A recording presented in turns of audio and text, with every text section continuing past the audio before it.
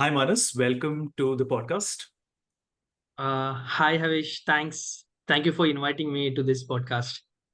My pleasure to have you here. A lot of things I want to talk about, but first of all, if you could share a little bit about yourself and your current role. Sure. I would first of all emphasize again, I'm glad to be here. And excited to dive. You made me to get into one of the favorite topic of me, which I am into as a journey of supply chain. So thanks for it. While we will be only be able to touch few of the aspects today, considering the time, but I'm looking forward for an interesting conversation. Yeah, and I hope I contribute my best, sharing possible learnings from my supply chain journey. Yeah. Uh, okay, to give a quick professional background, I'm a supply chain professional, over 20 years of experience now, spanning about around various facets of supply chain. We can name it as procurement, logistics, and planning.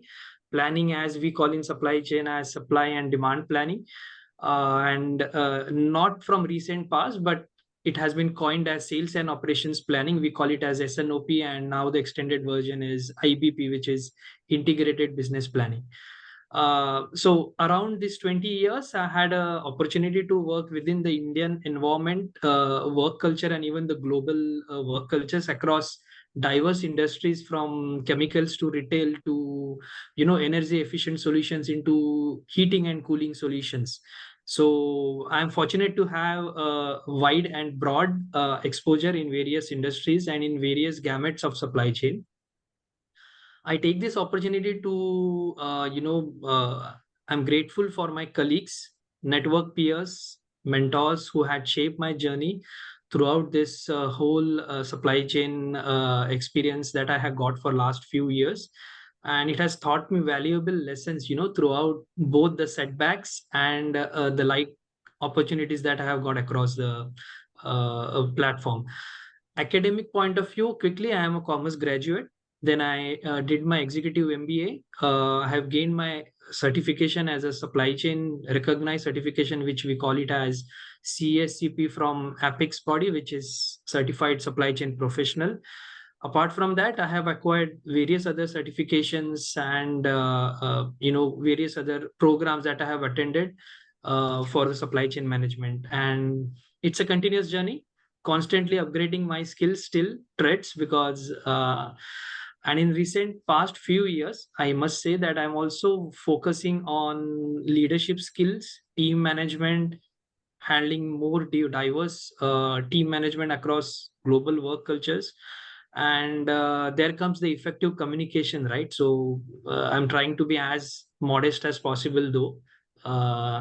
And yes, this is something which is there, but I also have an inclination towards the data analytics, data science world. Although I'm not from a technical background, neither from an engineering background, but I have recently enrolled for one of the machine learning course. So looking forward to kick off that. Awesome. Thanks for sharing that.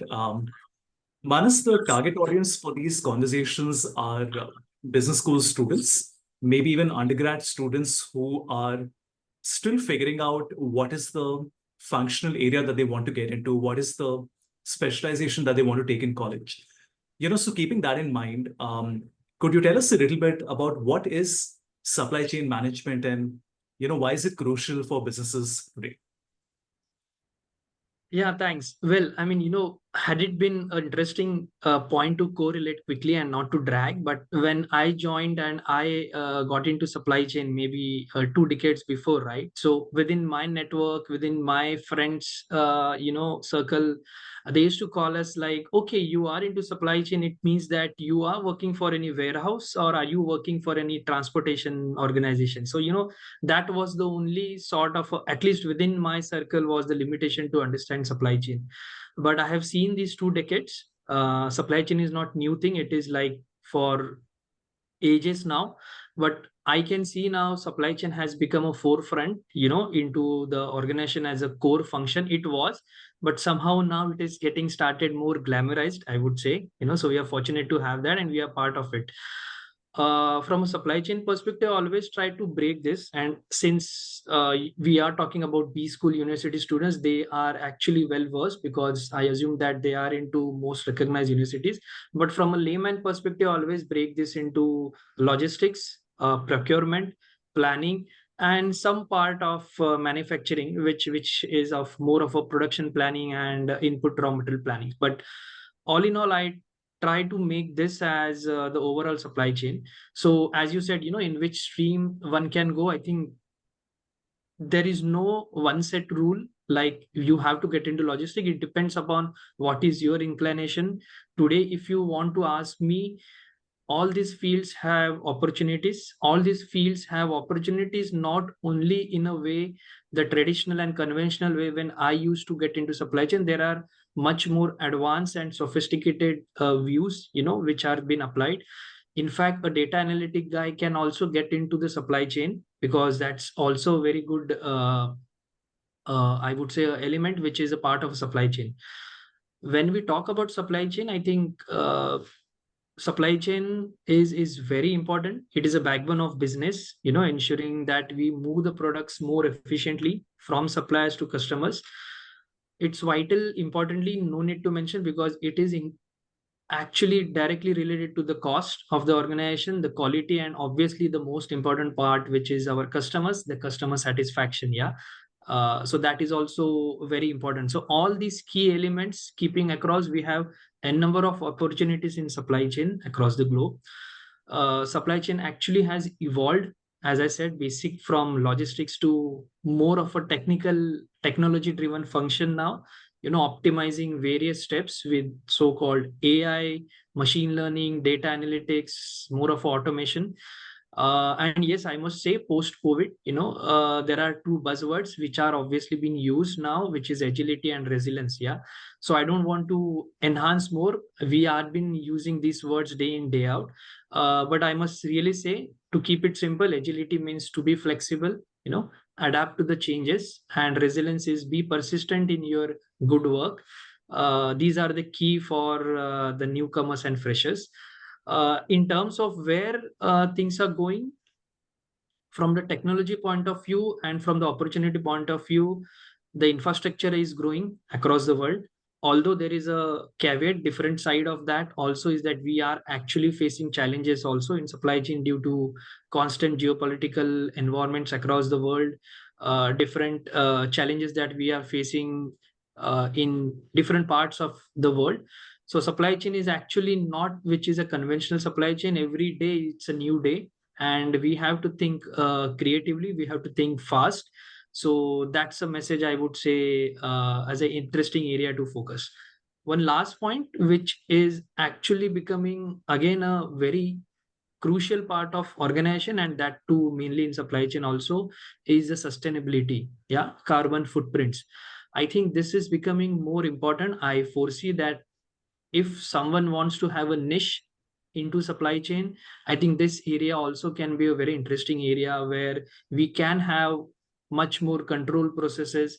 We can have much more projects into sustainability, and I'm fortunate to be a part of one of such organization where this is becoming the most important element for aggressive vision for the future, that sustainability is going to be the most important part across the organization.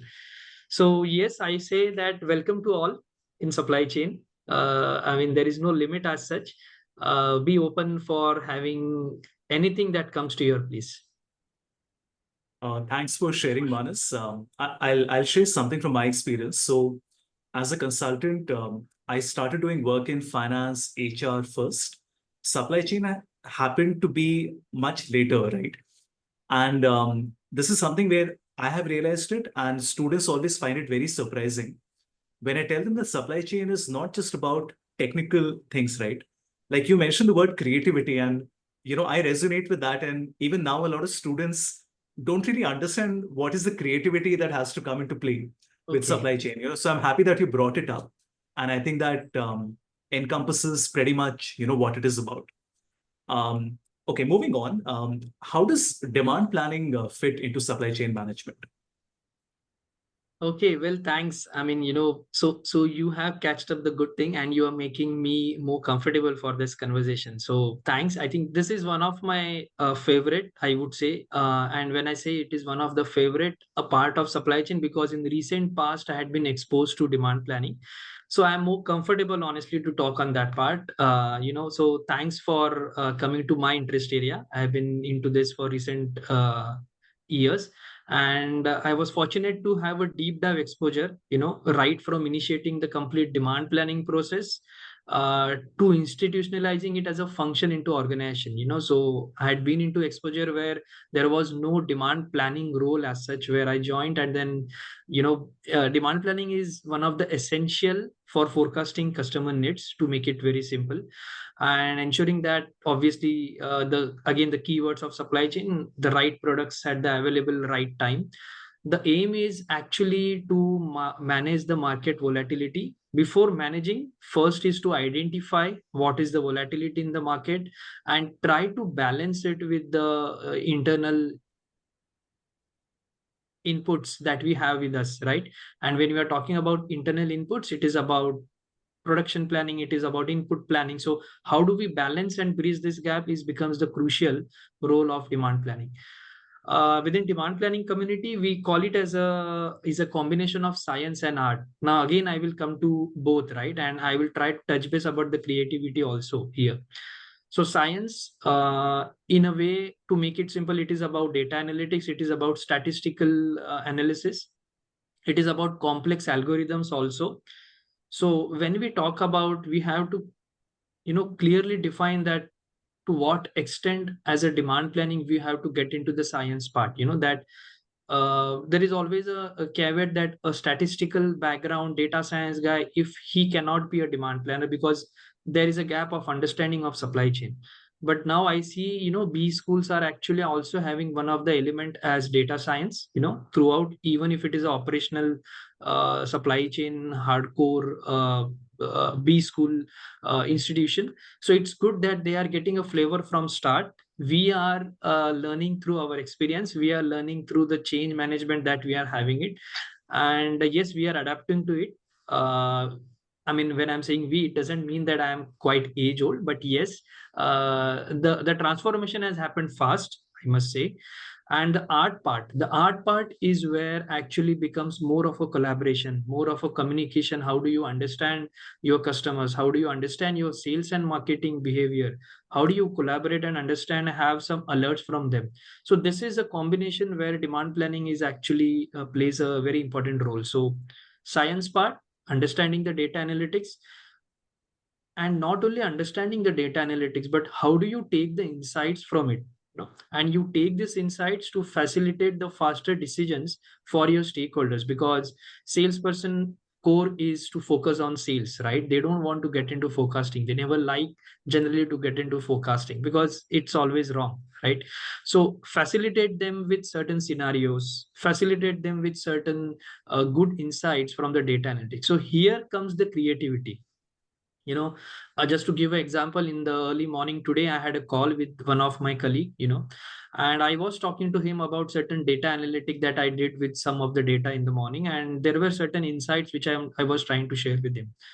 And you might say that, okay, I have been into supply chain and demand planning core, but he gave me two more creative ideas, right? Like, okay, same data, same insights, but we can have different thought process to look into it. And that's the creativity. But how it comes as to you, creativity not only comes that you scratch your head more or brain, you also keep yourself open to learn and listen from anyone. It's not about having a baggage that you are having a 20 years of experience or you are the most subject matter expert. So be humble, stay grounded. And I see that also is one of the challenging part to become a creative, right? So it makes you so lighter, because that insight which I got in the morning, it actually helped me to think in a different direction.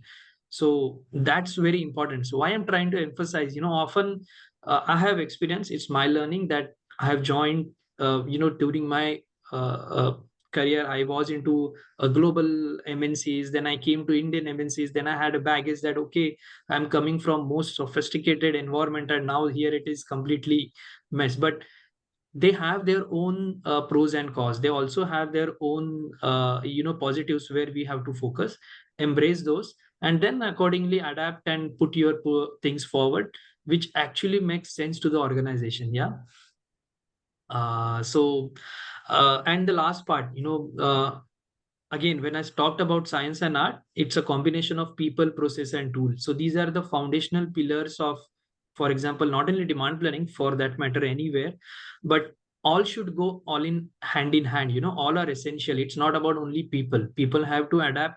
They are the most critical part, obviously.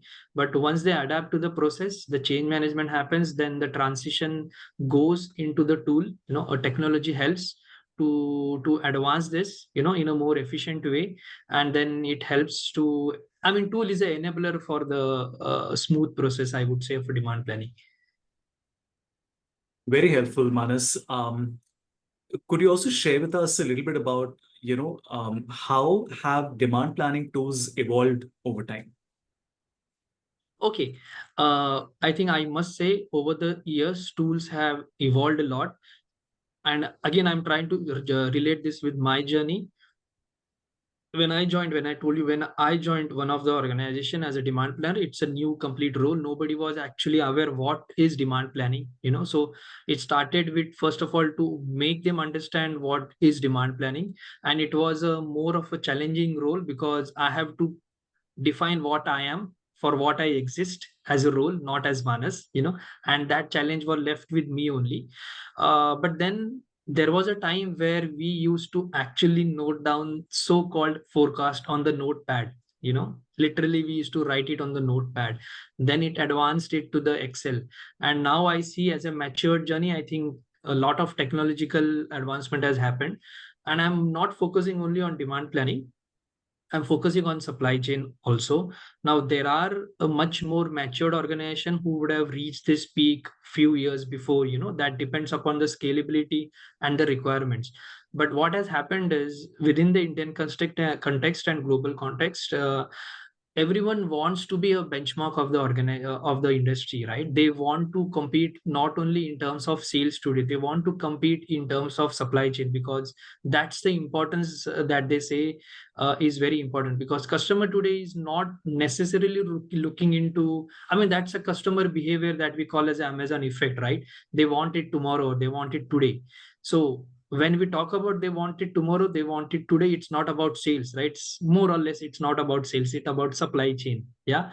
So this has evolved. Now, to facilitate this, to take this, turn this into action, human mind has its own limit, to decide, to think. So hence the technological advancement has tremendously helped us. To relate, I must say that we already had statistical and mathematical studies extensively decades ago into by PhDs, universities, academics, research papers, empirical studies, etc. But it was more towards academics, right? So it was there, and now it was turned into action, into more of a usability for practitioners into the organizations. And this was possible through the advancement into the technological product solutions that we have in the market today, which can actually build complex algorithms, at least for the business professionals with no data science background. So earlier it used to be black box. Okay, it is still to certain extent black box, but the outcome which comes out, it actually defines the explainability why this outcome has come. So to that stage we have come, and now that the machine learning AI parts are coming into picture. However, I see from past 2 decades, there is a tremendous development and penetration happened of various tools in India also. I would say, uh, I mean, I will not quote or advocate any tool, but then whenever we used to talk about technology in a supply chain, at least we used to know only about SAP, right? Like that was the only solution, or else we have Excel. I mean, these are the two extreme things that we used to have. Excel still persists, for the faster and comfortable solution across the place. But then there are many other tools, just to name the examples or the tool name that I had been exposed to, which is Archiva, Forecast Pro, and then Anaplan, obviously SAP, APO, IBP, So O9 solutions. So these are very good solutions I have seen as a user interface, as a project involvement part. And I see there is still a way long ahead for technology. It is continuously going to uh, involve. So there are two things I would say, which had actually helped. One is, as I said, the penetration has been faster due to two more main reasons. One is, as I said, it has become more explainable.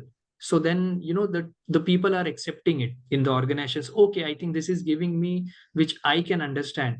And it is not only the black box as algorithm. And second, very important and very critical, important, interesting is it is actually helping to save a good amount of resources, in terms of time, in terms of cost, in terms of people.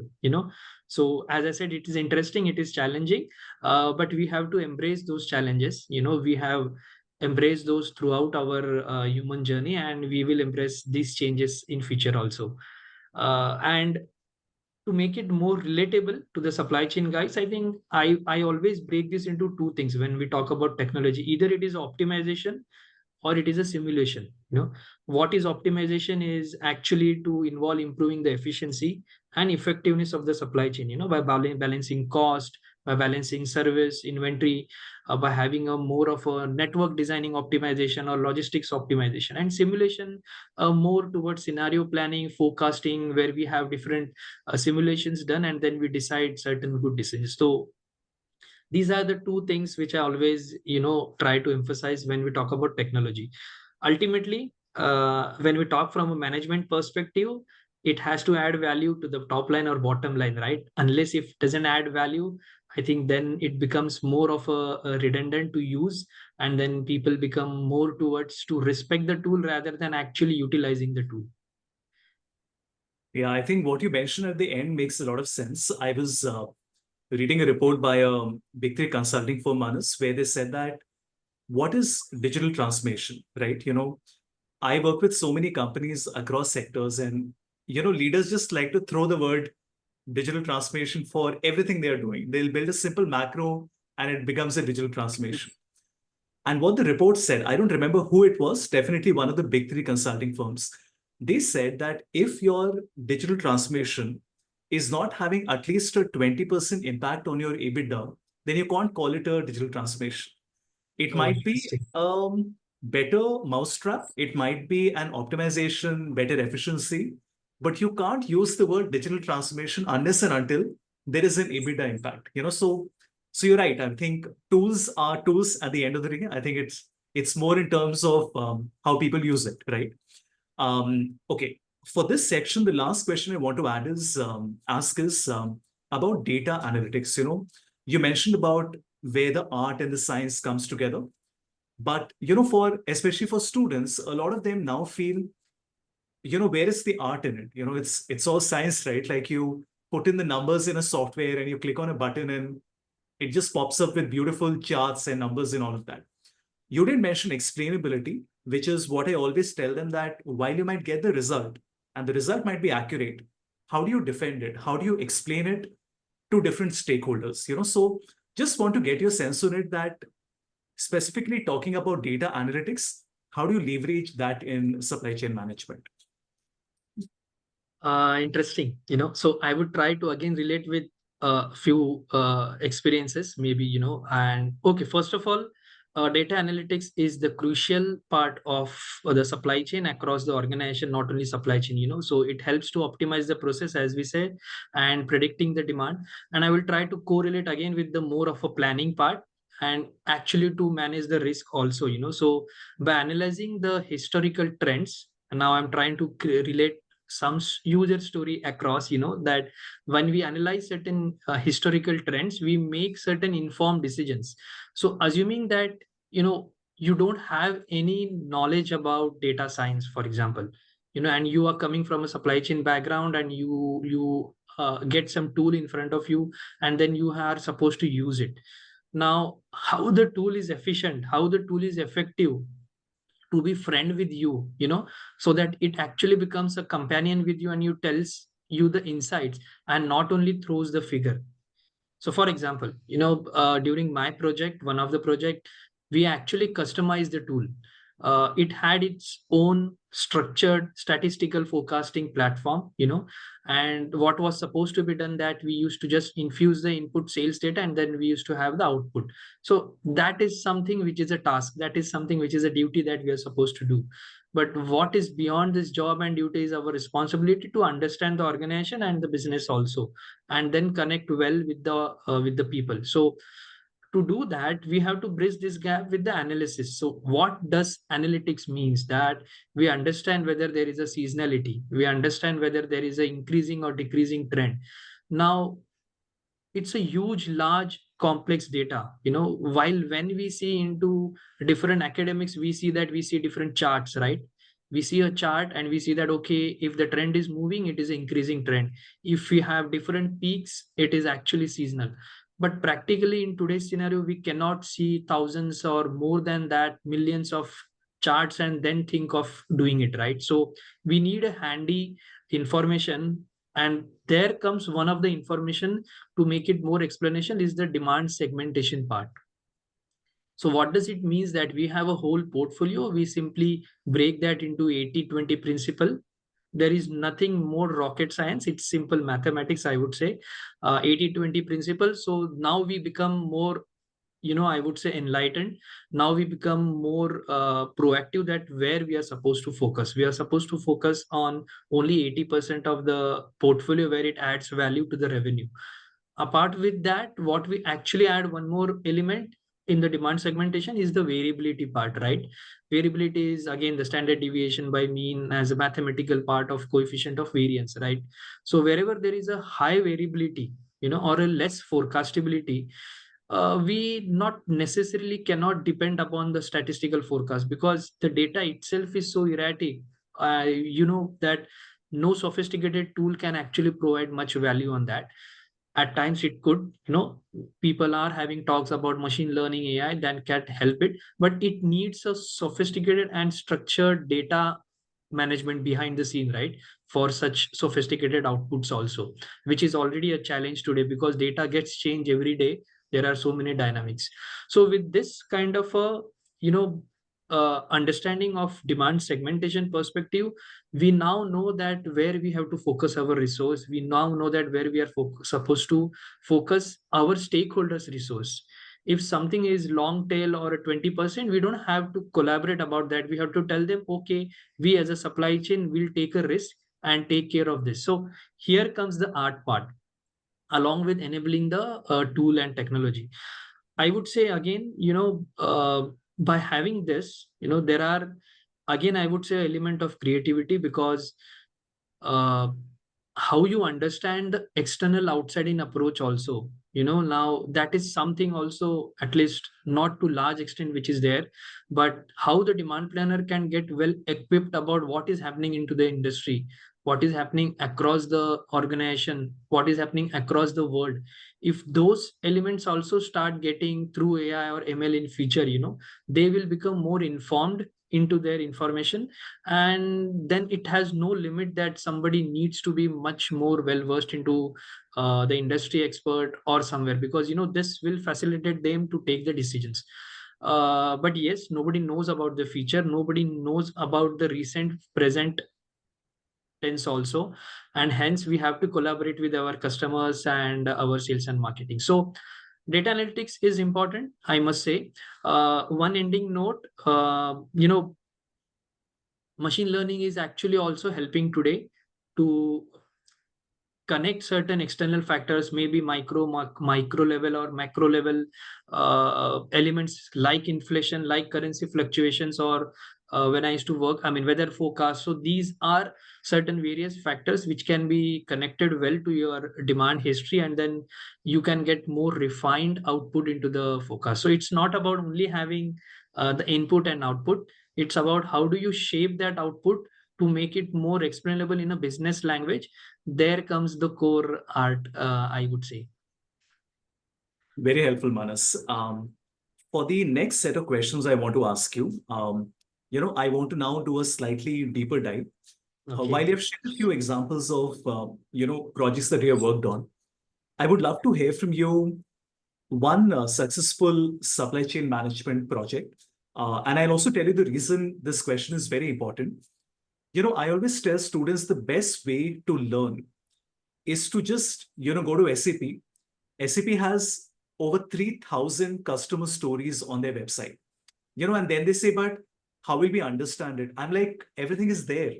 The problem is there. You're hearing from the horse's mouth, what the client said, what is the challenge they had, the entire process is there, and the solution is there, right? So I believe that's a great way of learning, because when you actually see a successful customer story, there is also a story that goes a step back and talks about the problem that they had, right? So again, I would like to ask you if any one interesting, successful supply chain management project that you would like to share with us. Okay. I think before that also I would try to make one important point that, as I told you at start of the session also, that uh, we have our own limitations in human brain, right? And I actually don't like to store everything here. So I have created my own personal website. Obviously when I will share with you, you can share it across ahead.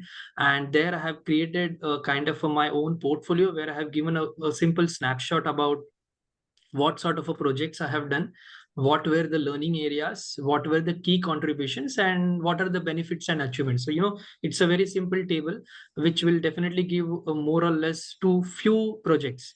Now, obviously, I will deep dive to make it more interesting today now, but obviously, I may not be able to share more of I would say, tangible benefits here. No, but I will try to align, and I will try to get into important point that the problems, as you mentioned, right, or the challenges that goes through projects. That when we call about projects, when we see such success stories, as you said about SAP, it's not about success story. It's a real story that it is a real challenging part.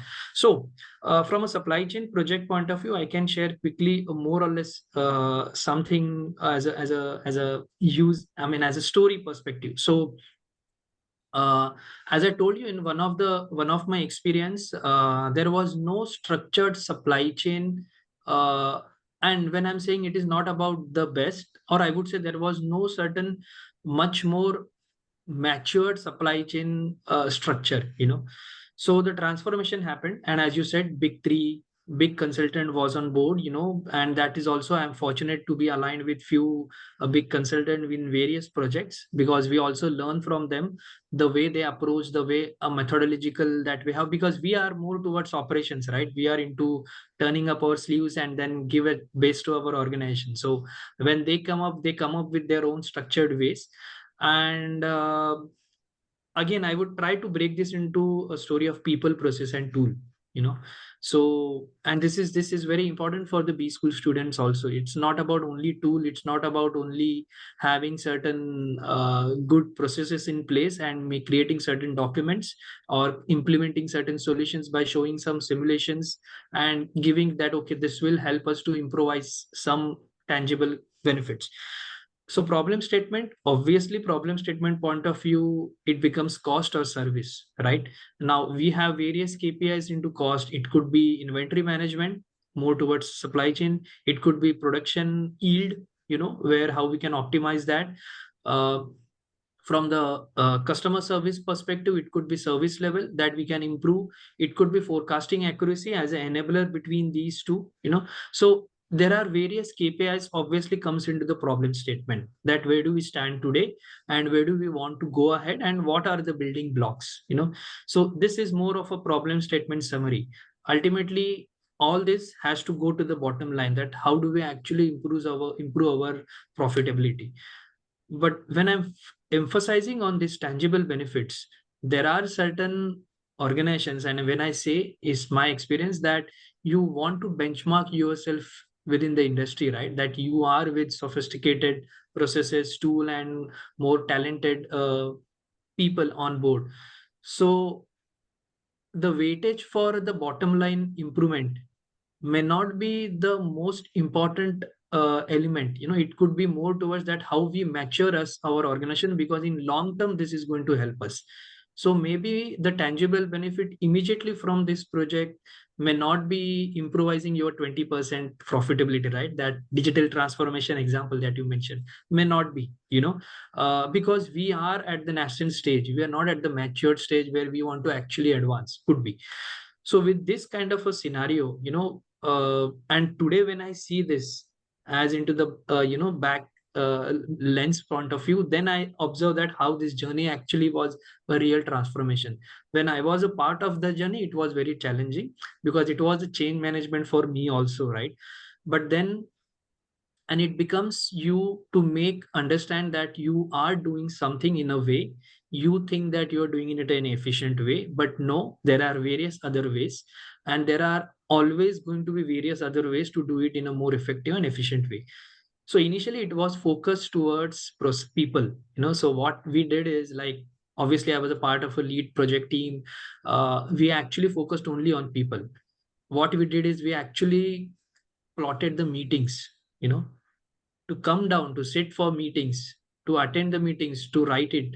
Not about process, not about tool. We just meet up, we understand what you want, what I want, how we can do it.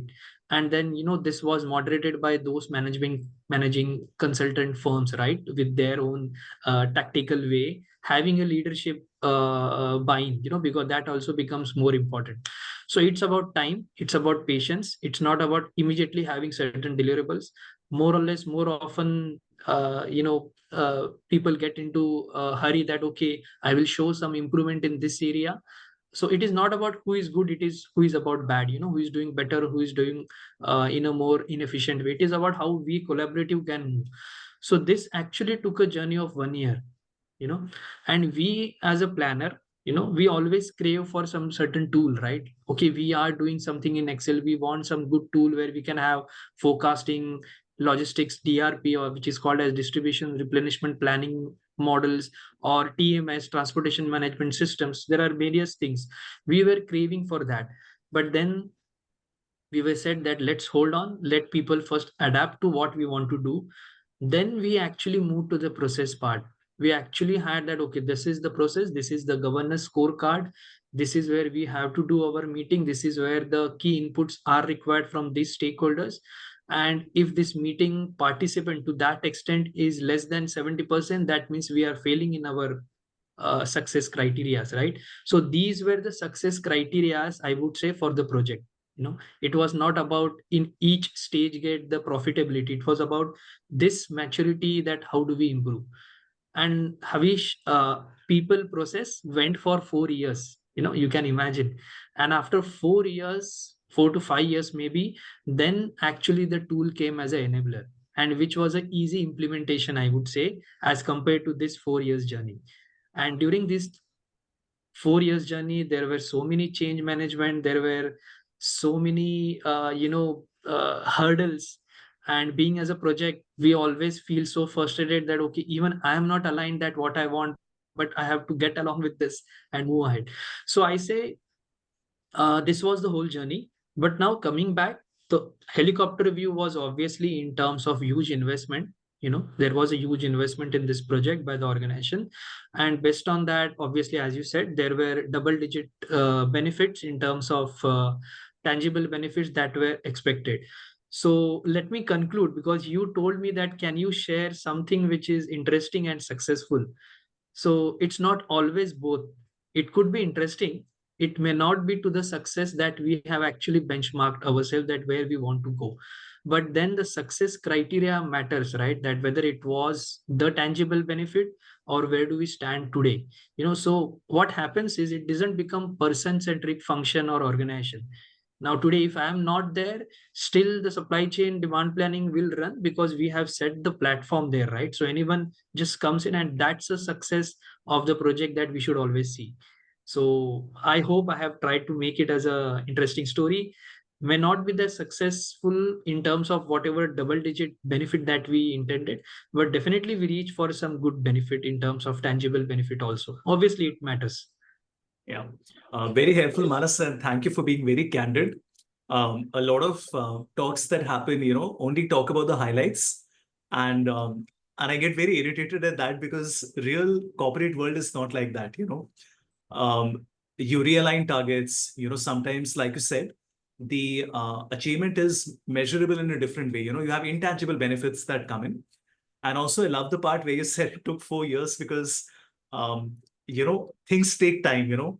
It's not like, especially for students, they feel, what's the big deal? Just purchase the software, install it, do a training.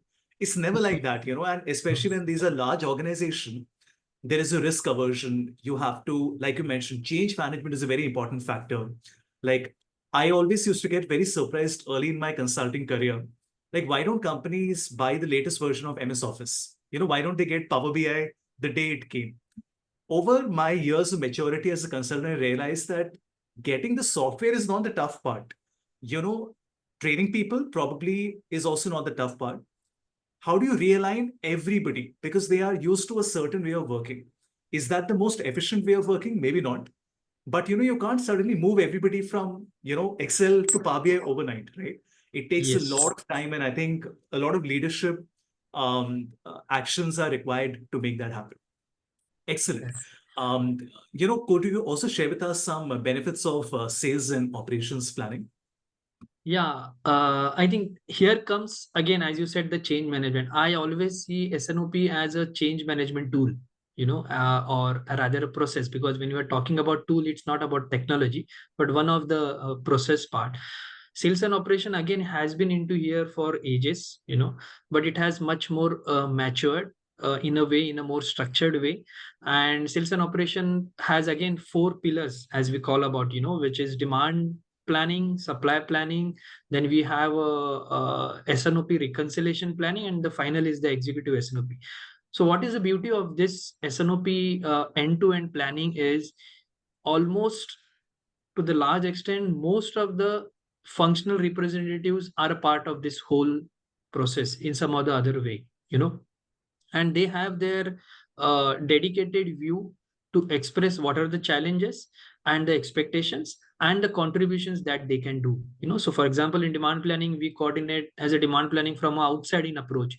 We definitely don't think what is happening internally, what are the challenges. We think about how market is growing, how market is actually having a challenges, what are the customer behaviors patterns, how are we planning to do our promotions, how are we planning to do our aggressive placement. So this is where it comes more of a coordination by sales, marketing, and demand planning. Then comes the internal part, where supply chain talks about production planning. Production come up with their challenges. They say that your forecast, you don't buy it, and to balance this, then comes this reconciliation.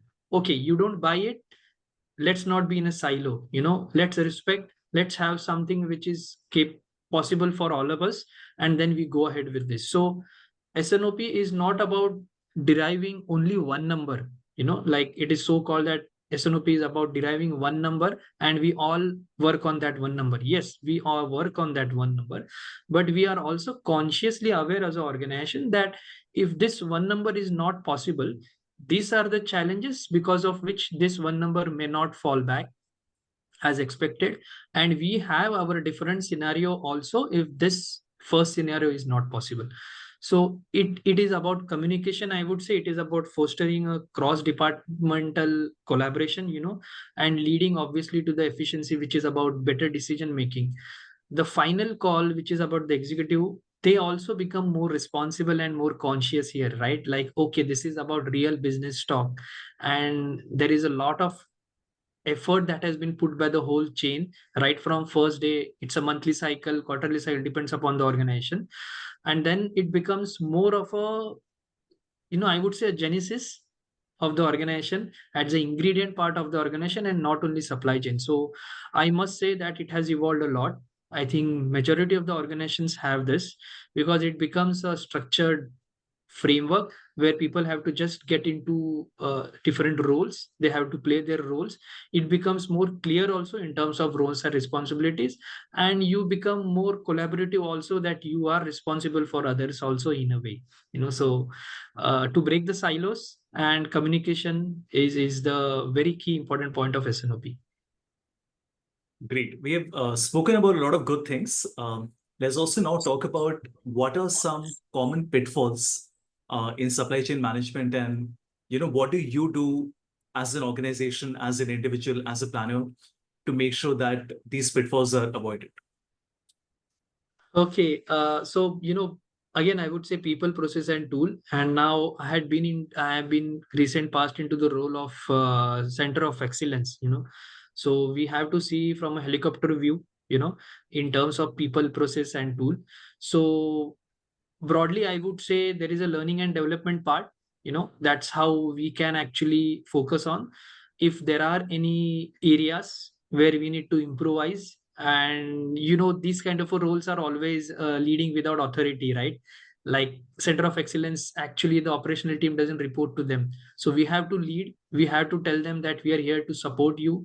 We are not here to tell you what you're supposed to do, but we are supposed to tell you that how we can do this differently, and what is required to do it in a different way, so that it adds value to the organization. So again, it becomes easy in some organizations, it becomes difficult in global context, because different work cultures, and it's a continuous learning for everyone. So that's very important point in terms of people, that how we can advance them in a structured way. For example, there are certain maturity levels where we can actually rate. And it's not about rating, but it is about understanding and upgrading the knowledge. So there are certain must to have, there are certain good to have elements out of this maturity level, where we have to enhance. Then from a tool perspective, if there are any trainings which are required from a statistical background point of view, if there are any data analytics which are required, or if there are any expectations also vice versa, which we can fulfill through trainings and continuous learning, is important part. So these are certain pitfalls. I'm trying to tell you how also we can fulfill and address those.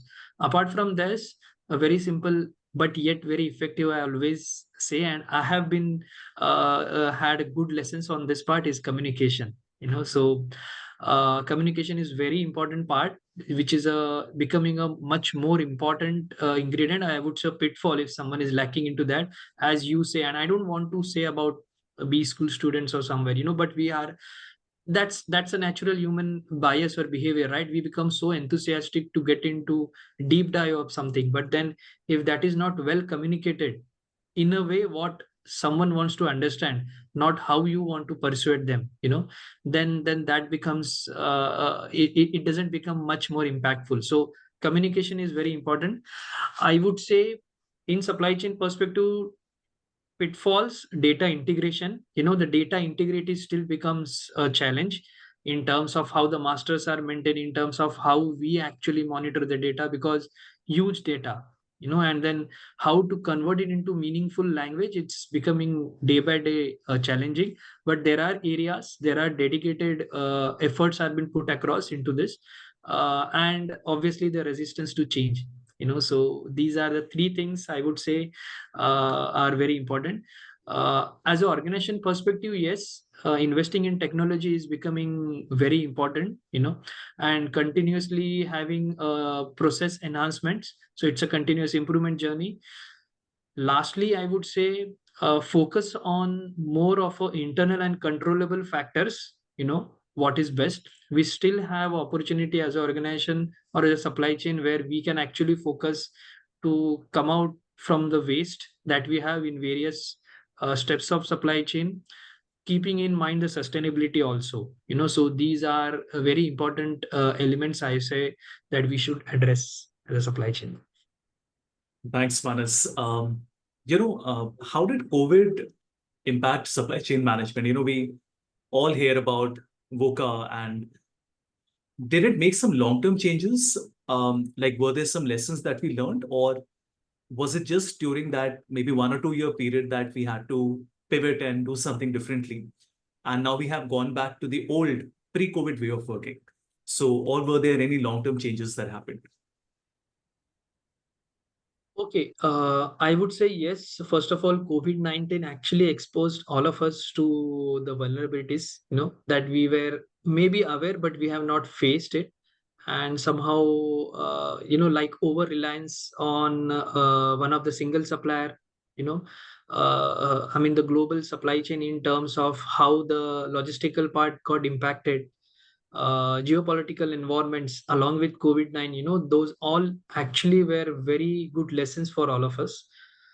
But it brought more attention towards the supply chain, I must say, and there are two school of thoughts. One is that COVID-19 actually boosted the technological penetration into supply chain, into the organization, that okay, I think the technology is very important now, has become a very imperative to have it in a more advanced way, and people heavily invested in so-called digital transformation. But at the same way, there was a different school of thought that everything was standstill, right? And the only thing which was required, that how do we reach to the customer and safely and securely deliver our product despite of having COVID-19, right? So like I was into agrochemicals during that scenario. So supply chain again become more important, but the physical supply chain became more important at that time, because we had our own decision making through our advanced technology on our laptop machine or in our desk, right? But we cannot act on it because of so much restrictions. So again, as I said, there are different school of thoughts, right? Like where do we then stand with having advanced technology if such kind of scenarios come in future? I was thinking in a more vulnerable, that if for 7 days or maybe 1 month, if there is completely blackout, how do we actually run the business? Because we are so used to our each and every transaction through technology. We cannot go back to the books, right? We cannot go back to the papers within just 1 month. So these were the thoughts which came to even my mind and within my close network community, that in Hindi, अरे क्या होगा अगर सब चीज बंद हो गई, तो how we will survive, because so even we cannot talk now the way we are going to talk. We are having a conversation now. So there are lessons. The lessons are learned. I would say the direction is towards more of emphasizing on technology. At least I see that view, that people are focusing on. We should have more sophisticated technology, so that more of a physical interference is not required. Yes, to a certain extent, it is helping. But the other end, the lesson, what I can say, has already learned that uh, there were opportunities, in fact, for few organizations or few products, right, during the COVID, and then it scaled up like anything. So you never know. Some opportunity is a threat at times. From the human kind perspective, it was a good lesson. Some might have taken an opportunity of it from the business aspect point of view, but it made all of us to stay grounded. That is the great lesson. And I think as an organization also, hence, as I say, I'm trying to relate this again to the sustainability. Somehow that is also becoming the buzzword now. And it is not only the buzzword, organizations are very serious about those initiatives. So, but from a experience point of view, quickly, one thing, that we were talking about S&OP now, right? When I was during this period of COVID, we actually not invented, we initiated, because it is again not a recent past, but term that we call it as S&OE. So it was about not planning. Somehow for 2 months as a planner, I felt that I have no existence, because now forecast is not going to work, because every day is a new day. We don't know what restrictions are relaxed. We don't know what restrictions will be enhanced, or stringent actions will be taken. We have challenges of labor. We can only have maximum 10, 12, 15, or maximum 50 shop floor employees in our manufacturing facilities. So every day we woke up, every day we so-called used to do daily huddles. We used to have execution action oriented. So there was a dedicated team of action oriented execution. And the good part of the organization is that they know that this is going to be a temporal phenomena. So we should not disturb our structure that we have in place. So as you're saying that whether they have gone back, I would say we are supposed to go back, obviously, all, but in a more, I would say, enlightened way, in a more cautious way now, that let's have something proactively ready with us, that if something comes in place, we actually move ourselves, and hence the agility and resilience came into picture. Yeah. So, I mean, S&OP, S&OE, now today, these are like in between. and the decisions need to be done more faster today. More different decisions are taken today. It's not about what used to be taken as a decision for the whole year and then we follow. That's not the culture which is likely to continue in future. At least I see so. Very interesting, Manas. You did mention sustainability earlier. I want to ask you that question, one more time. Um, A, what has been, I mean, is it all just talk? I speak to a lot of leaders across sectors. ESG is still something that is not very well understood. So in the context of, supply chain, I would like to ask you, A, what is the understanding of sustainability, ESG, and if there are any other associated terms? And what is it that businesses can do to incorporate sustainability in supply chain management? Okay, I will make it very simple and to certain examples. I will not make it as a more sophisticated or a more umbrella perspective where helicopter view is taken by the executive board. I'm just trying to relate with the SCM. So maybe some good initiatives, and which is not something today which is there, but now it has been more focused. For example, if there are kind of a consignments which are going every day, which are in numbers of 100 counts, right? If we can reduce it to 80, I think that is also a impact to the sustainability, right? It actually reduces the carbon footprint. So these are the small initiatives actually are been looking into the organizations. About the network optimization, we have n number of distribution centers, warehouses across the globe or across the country, across the cities. Can we reduce those? you know so that it impacts the sustainability. The kind of a production change that we have, it's not about number of hours, it's about the change. Every production line that change has certain impact on waste management, right? Can we reduce those? So these are very specific things that I'm trying to tell you, and which are measurable also, and these are certain various things which are been focused in sustainability from a supply chain point of view.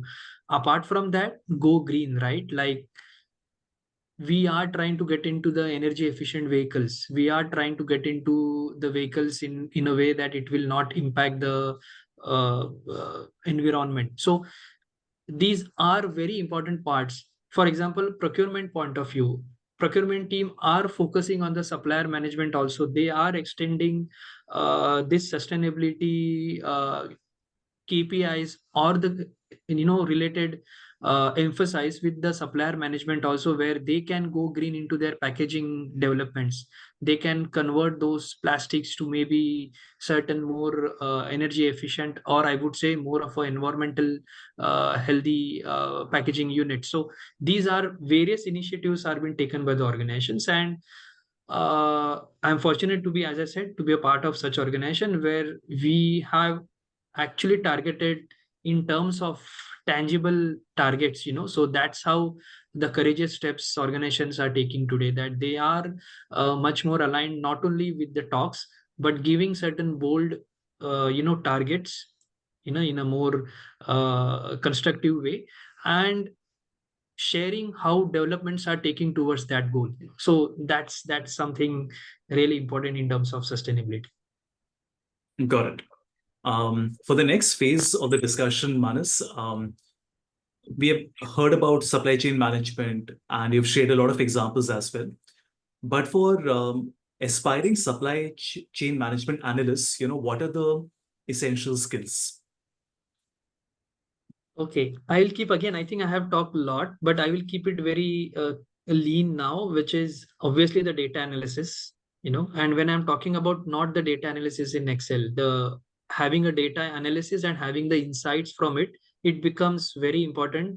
And to whatever stage you reach, whether it is in SCM or anywhere, I think you can only talk when you know what are the insights from the data. Without data, I think it's really difficult, unless you are much more into this business for so many years.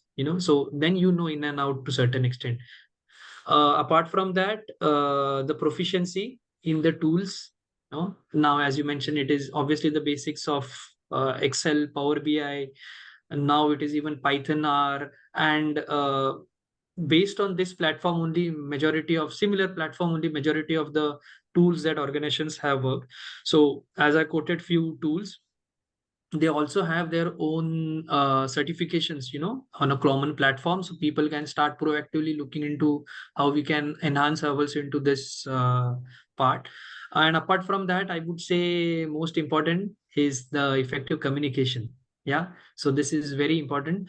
One thing I would say, it may not be directly called a skill, but try to be very open for this, embrace whatever is coming to you at an early stage, because I never focused on that I have to be into procurement. I never have a ambitious goal, honestly. Still I don't have that ambitious goal, I'm sorry to say this, but that I want to be at this stage and I want to do this. Because whenever we think of something, it goes, uncertainty is only certain, right? So yes, we can plan, but whatever comes to your journey, give best of yourself. That best may not be the world class, because we humans have our own limitations, but at least give it with the utmost honesty and integration. I think you will sell through. But important point, have a network, increase the network, be open to listen from, even from stalwarts or even from the students. I am so well connected with not many, but few of the early freshers from B schools, and I try to connect with them more often. I try to have their ideas, and obviously the stalwarts also within the industry, and not even within the industry also. At times we need wisdom, so that is also very important. So be open for all these changes. Once you show that you're um, open to have all the candid feedbacks, okay, and to learn, and don't have a baggage that everything, then it becomes more lighter and easy to embrace the changes. Right. Um, if I can drill a little deeper and talk specifically about business intelligence and data visualization, uh, could you tell us, especially in supply chain management, how is BI and data visualization used? Extensively. I think the day starts with it. I will share my few earlier examples that we used to have everyday alert of what is the forecast status versus sales, every day as a mobile alert. So to that extent, we used to have it. And then we expanded it across the sales team, and then initially there was obviously a bounce back, right? That why we are making this news as a headlines, right? But then that was not with the behavior of you are doing good or bad. Obviously yes, there is certain pressure, yeah, that okay, you are falling back, but there was a healthy environment, there was a healthy competitiveness, during this procedure, and it got imbibed into the sales team healthily, because leadership decided that this is not to raise the questions, this is just an alert and say what best we can do it, because some things are beyond our control, right? But then it become a healthy environment. For example, different part of the country representative used to call me that okay, how come he has increased so much sales, in different part of the sale, can you tell me, because his scenarios and my scenarios are same, so that actually helped. And then it collaborated, and then he used to call me, okay, I spoke to that part of the world, and he said this is how I have actually increased my, and I'm going to implement. So I'm just giving you good user stories, but there are tools, Power BI extensively used. There are sophisticated, as I mentioned, the forecasting and supply chain tools. Let me tell you, and again, this is my perspective, it is not the verdict.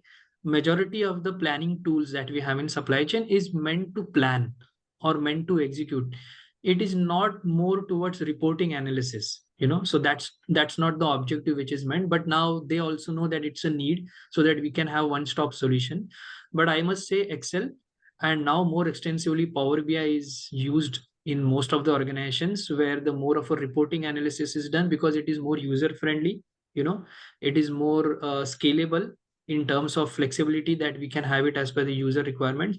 These tools that which are breed of their own research base, we cannot have a customization, and it is a cost if you want to customize. So it is an ingredient part, without that I don't think, at least if I see, I cannot like work on into supply chain unless if I don't have such kind of a business intelligence tools.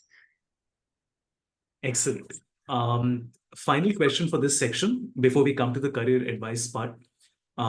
You mentioned a lot of tools, so Excel, Power BI, dedicated specialized tools, but what are the emerging trends in data analytics that will shape supply chain management, for the next few years? Okay. So, I mean, honestly, we are also learning and trying to understand, at least about me, to the extent of what I should understand. But I can coin the names that are more common today, which is about machine learning, which is about artificial intelligence, which is about GPT, which is about something which is called as cognitive intelligence. What I want to understand more about that, what it is exactly. So these are the buzzwords. These are the things which are definitely going to take the technology of supply chain ahead a much more faster way. For example, I have been started actively using GPT, in something. So these are going to help. There is a challenge. There are threats to be considered that, okay, it will impact us, but let's embrace how it will impact. And if we are aligned with it, if we go through it, if we try to at least understand and learn and start using it to certain extent, I think then we will sail through this. But this is how it is likely to go. So from a demand planning perspective, I must say that it was Excel, more simpler forecasting, moving average, exponential smoothing, whatever is best possible. Then we moved to more sophisticated forecasting tool, having more complex regression analysis and all the stuff. Then we are moving to machine learning and then AI. So that's how the maturity steps many organizations are taking ahead for the supply chain. Perfect. You mentioned, you've told us a lot of tips for the B school students, but if you could just summarize it, what advice do you have for business school students who are interested in a career in supply chain management? The good part is when we are talking about B schools, I assume that supply chain is an ingredient part. At times, the specialization could be supply chain, so that's a first win for them, and build a strong foundation in SAM principles. But along with SAM principles, build a strong foundation for the business dynamics, which obviously they are groomed into B schools, right? As a management consulting perspective, data analytics, I must say, which is very important. And again, I will give some good wisdom words that stay curious, start early, with internships. Wherever you get, be more open enough, be more flexible in your early stage, be open to learnings and adapting the corporate challenges, understand how people work, embrace that. It's a different world than the B school environment. It's not the campus, it's a real world that people are so much frustrated, and people are with their own view set that because of whatever I have done, there is a success, and if you're trying to break that this is going to be in a different way, those kind of challenges are likely to be faced. But embrace those challenges are obvious for all of us, but once we start adding value, and once we show that what's in it for them, what's in it for you, and what's in it for the organization, I think these kind of very important tips, I would say, we should look. Last point is, this is we are talking about typical corporate structure, right? Think of the society also, I must say. It at that stage, at that early age, I might have not thought of that. But think of a society, stay humble in your always as much as possible. It's very difficult to stay humble, but focus on that part. If you were hiring for someone in the role, of supply chain, um, again, if you could summarize, what are the essential skills that you'll be looking at?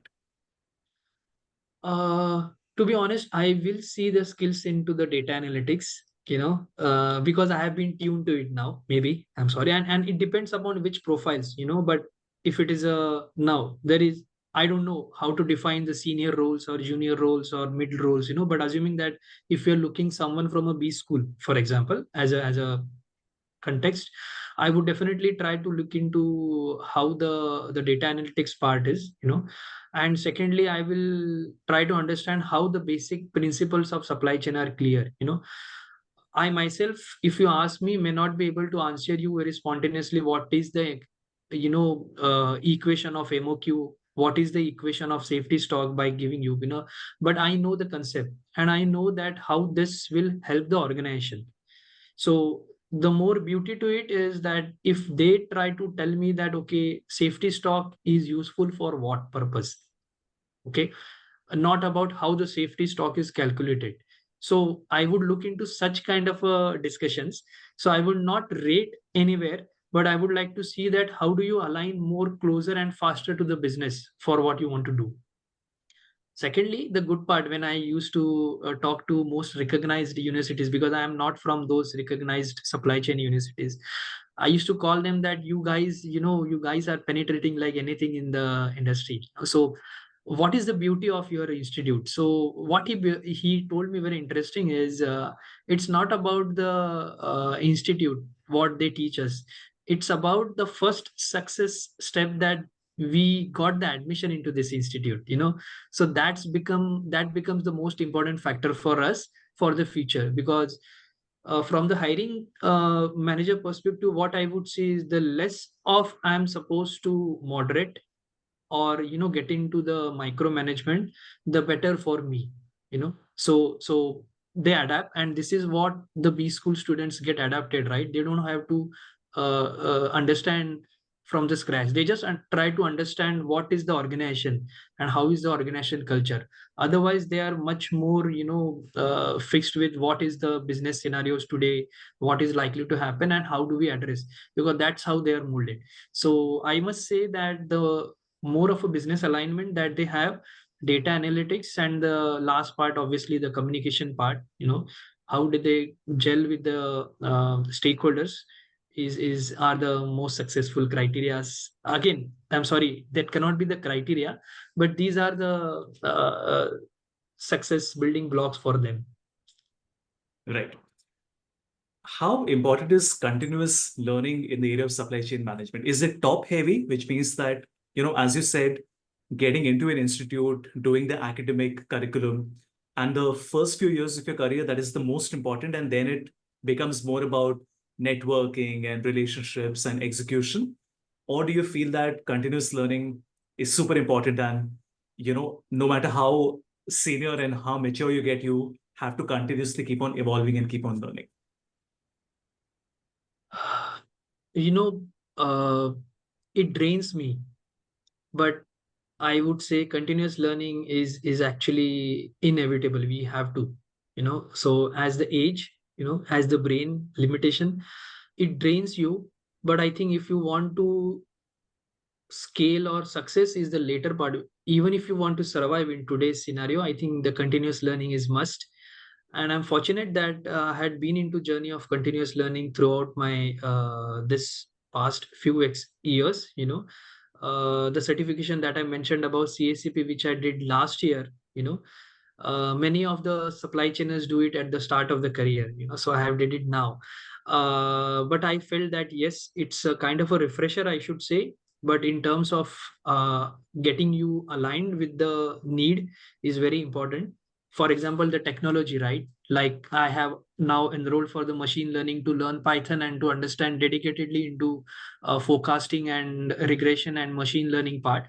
So these are all are very essential and important. I would say these are must to do. As it is said, right? The more I learn, the more I realize how much I don't know. So that's how the good saying, which I always apply to me also. And it is very important to get into the learning mode always. And the learning mode is not about technology. The learning mode is not about the concept or any certification. The learning is about how you also embrace the changes across you. How do you observe carefully, and how do you take the wisdoms from whosoever is trying to talk to you, because every person who talk to you has some wisdom to share with you. So it helps us to learn. We have to be very much open to have that. So yes, in a nutshell, continuous learning is important, but I'm trying to relate this continuous learning not only with the wisdom or some technology, but obviously the education part also. The more you scale yourself, because education is the most powerful weapon, which you can use to actually change the world. That's how Nelson Mandela says. I'm being quoting few words because this is very important. One interesting point I would say, I am not an avid reader. Recent past, I have started reading, but it also helps to make you calm, to learn a lot. And actually, I missed it, to start reading so early, because I used to see that reading is so much a habit to so many people, and I used to see a change in them. I used to say more of a stability. I can see that. So keep the reading also one of the important part of as a continuous learning. I love the part what you spoke about the reading, Manas, and I've also been doing a lot of it recently. And I'll tell you why I feel it's such a good thing. I think in the corporate world, we all focus on doing faster, faster, faster. I think when you read, it is the other way around. It is about not being in a hurry. It's like when you do an online course, you can set the speed to 2x. You might, skip a lecture. Even if you don't understand a topic, you might say, fine, I don't understand the Excel formula, but my model is working. I'll figure it out later. On the contrary, I think when you read, we all slow down. And I think that's Yes. something all of us have to realize is very, very important. That, the purpose of life is not to be fast and win a race. It's not the destination, right? It's the journey. And it's a moving Yes. target. I think what excites us today might not be what excites us tomorrow, right? And you have to continuously believe in the process, not the goal. I think when you chase a goal, even if you hit it, what next? What keeps you motivated? Will you chase the next goal? So I think being happy with the process is very, very important. Thank So you. cool. Coming to our closing thoughts, what do you cover on in your blog on Medium? Yeah, on Medium, I think, I just started it from a perspective of to express myself, because, again, from my senior colleagues, mentors, when as they say that whatever try to express it through writing it. It builds a muscle memory also for you as a refresh, because you cannot store everything here, right?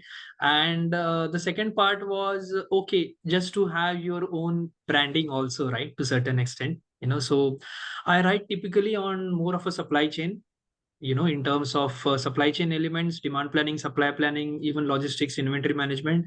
As I told you, I had a good interest in keen in terms of time also. It matters about data analytics. I learned Excel and Power BI also more structured way, and I am a part of your kind of a Havish bundle also already, so these all things, unless you don't practice those, you cannot sharpen yourself. So I used to do some things, and then I used to create blogs on that part.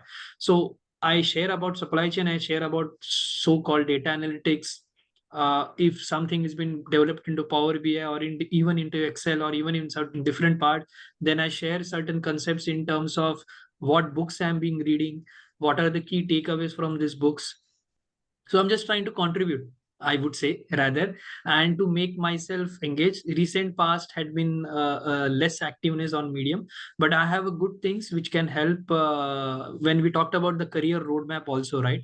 I'm active on LinkedIn also, as I mentioned you. So many of my posts in the past, if everyone can go through, there are certain career roadmaps also, when you talked about what key tips or takeaways you can mention. I think I have created a roadmap into 6 steps, right from what sort of education can be taken in terms of supply chain, what are the different institutes that can be looked into, all the links are provided, and then how the networking can be done, and how do you apply for the jobs, and then finally, how do you scale it ahead.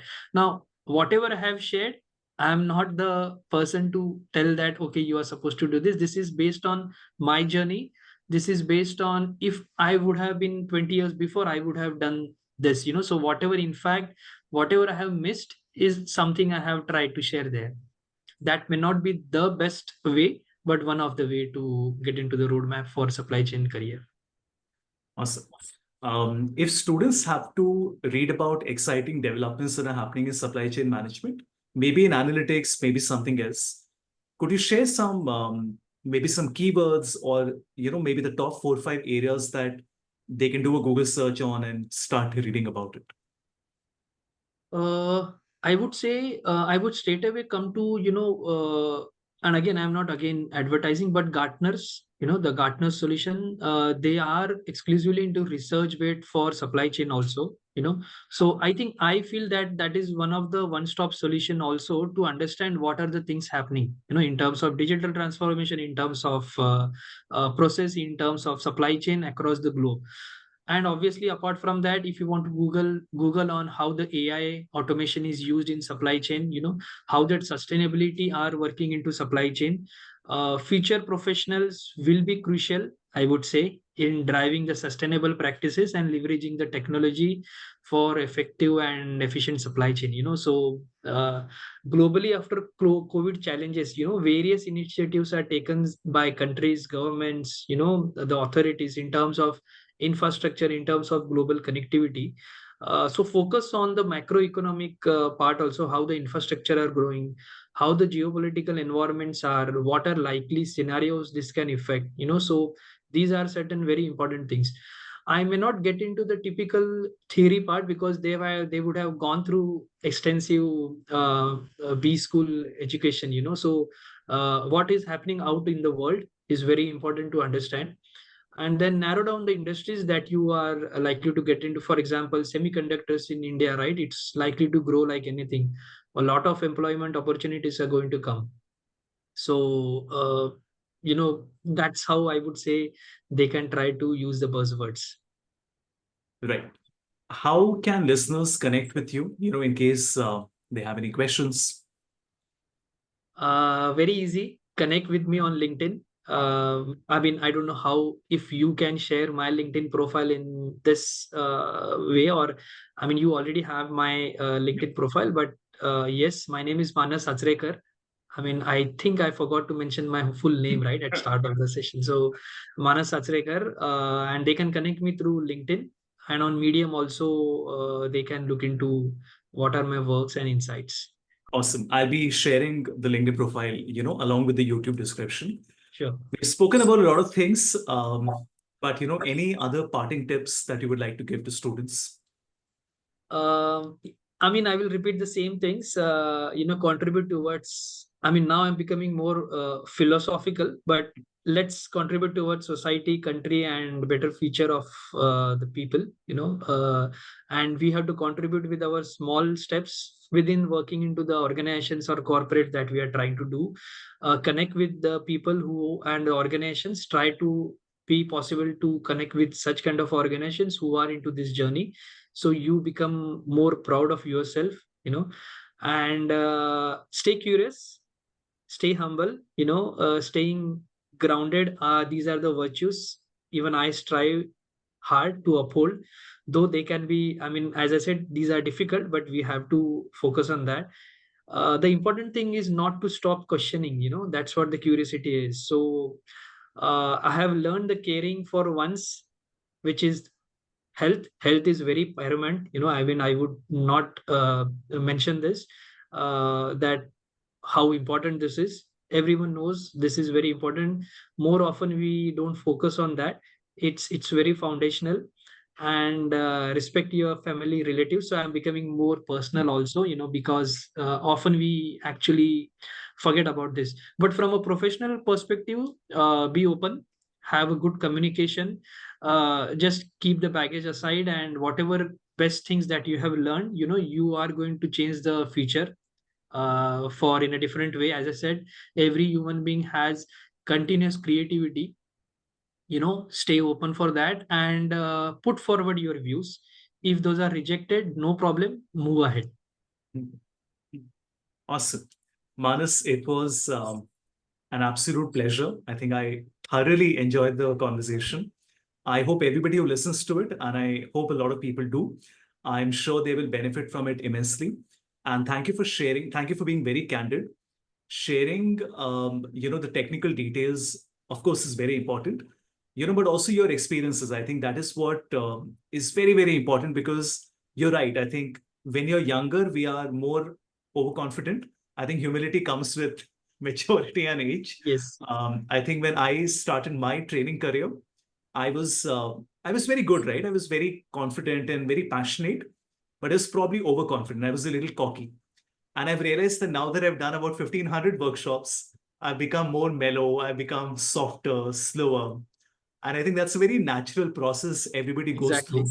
So you're right. I think students should be very focused. They should work very hard, but at the same time, not lose sight of the big picture, right? And so thank you for sharing that.